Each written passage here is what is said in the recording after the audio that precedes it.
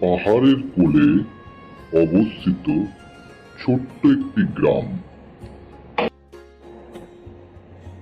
সেই গ্রামের মানুষজন সাধারণভাবে জীবনযাপন করত, কিন্তু এই গ্রামটি অদ্ভুত রহস্যে ঘেরা ছিল। সন্ধে নামার সাথে সাথে গ্রামের চারপাশে নেমে আসলো গাছ ছমছমে এক নীরবতা। পাহাড়ের উপরের দিকেই ছিল ঠিক একটি পুরনো ভাঙাচোরা মন্দির। কেউ সেখানে যায় না, আর লোক মুখে শোনা যায় সেই মন্দিরটি ছিল অভিশপ্ত।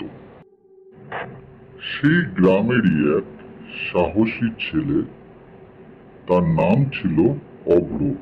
সে এইসব কুসংস্কারে পাত্তা দিত না। সে ছিল অত্যন্ত সাহসী এবং সত্যান্বেষী। তাই অভ্র ঠিক করলো একদিন সে এই মন্দিরের রহস্য উদ্ঘাটন করবে। অভ্রর বাড়িতে সবাই অভ্রকে বোঝানোর চেষ্টা করলো, কিন্তু অভ্র সেই সব কোনো কথাই কানে দিল না। একদিন পূর্ণিমার রাতে, সেই আলোকিত রাতে অভ্র সেই মন্দিরের দিকে এগিয়ে চলল।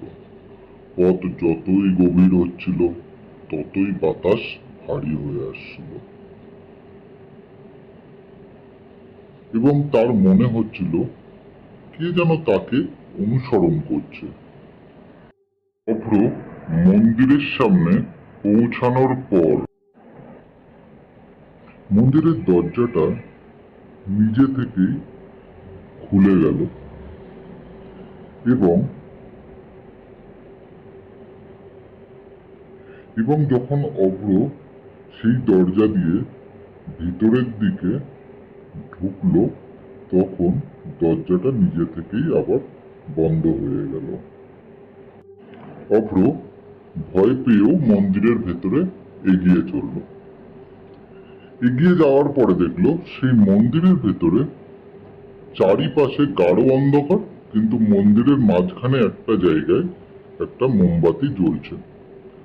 এবং তখনই সে শুনতে পেল একটা নারীর কান্নার শব্দ। সে তাও ধীরে ধীরে হেঁটে মন্দিরের ভেতরে প্রবেশ করলো।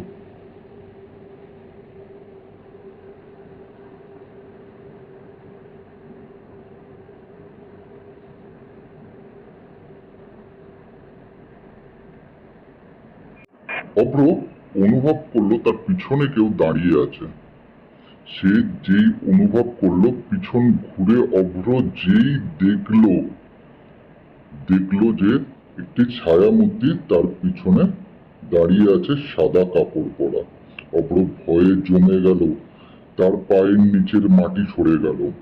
হঠাৎই সেই ছায়ামূর্তি বলে উঠল, ফিস ফিস করে মৃদু কণ্ঠে বলল, আমাকে মুক্ত করো, আমি বন্দি থেকে মুক্ত হতে চাই। অভ্রর গলা দিয়ে কোনো স্বর বেরোলো না। অভ্র তখন ছুটে পালিয়ে আতঙ্কে সেই মন্দির থেকে বেরিয়ে আসার চেষ্টা করলো। অভ্র দৌড়লো, নিজের শেষ চেষ্টা দিয়ে দৌড়লো, কিন্তু তার সেই মন্দিরের দরজা বন্ধ হয়ে গেছে।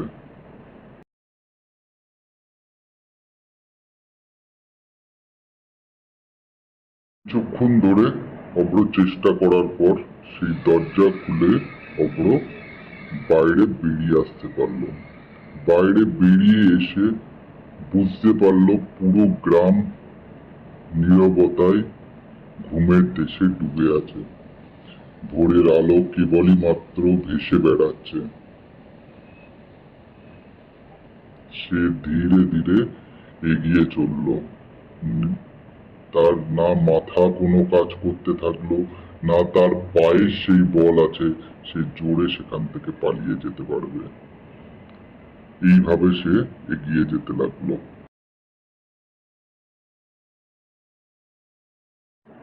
আর সেই রাতের পর অভ্র আর কোনোদিনও স্বাভাবিক হতে পারল না। অভ্রকে দেখতে এলো গ্রামের সবাই, সব আত্মীয় স্বজন, তার নিজেদের লোকরা। সে আর কোনোদিন স্বাভাবিক হতে পারেনি। সেই নারীর মূর্তি তাকে যেন বারবার করে ডেকে যাচ্ছে, বারবার করে তার পিছু টানছে, বারবার করে তাকে সেই মন্দিরের সামনে নিয়ে যাচ্ছে। অনেকেই, সেই গ্রামবাসী অনেকেই দেখত যে মাঝ রাতে অভ্র সেই মন্দিরের সামনে হেঁটে চলে যাচ্ছে। এইভাবেই অভ্র ধীরে ধীরে একদিন শেষ হয়ে গেল। এখানেই গল্পটা শেষ হলো।